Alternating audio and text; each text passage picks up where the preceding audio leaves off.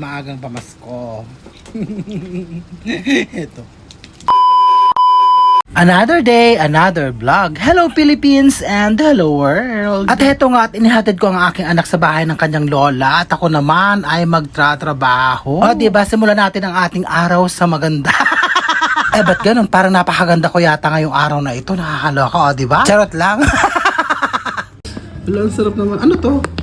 Pork stick. Pork steak. Wow, social. Pero para mas bet ka pa din. Talagang simple lang talaga ang ano, no? O, ayan, kain tayo. Ayan, oh, di ba? Ang gaganda. Alis na ito papuntang Hong Kong. O, pack na pack. Magiging mayaman na siya. Pork steak. Ganda ng makeup ko. Gima. Sarap. Hanga napgab. Hanga natamnay. Ano niluto yung ganyan?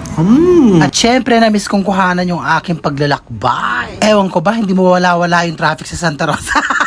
So, heto na nga at hapon na at pupunta na ako sa palengke para bumili ng ulam namin ni Maro. Hindi ko nga alam kung ano uulamin namin, bahala na. Kung ano na lang. Pagkatapos dumaan ako dyan para bumili ng short ni Maro. O shout out sa inyo. Kain. Maraming salamat Tita Liz sa maagang pamasko. Ito.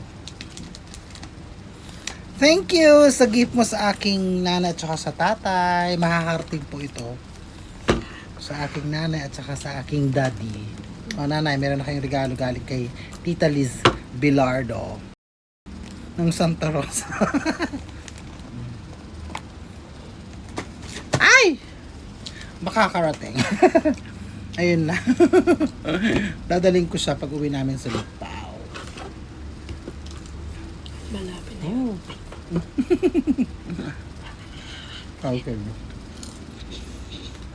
Gusto umuwi ng Lupao eh. Tatay? Ay! Ulam namin pala. Bye guys. Bye-bye.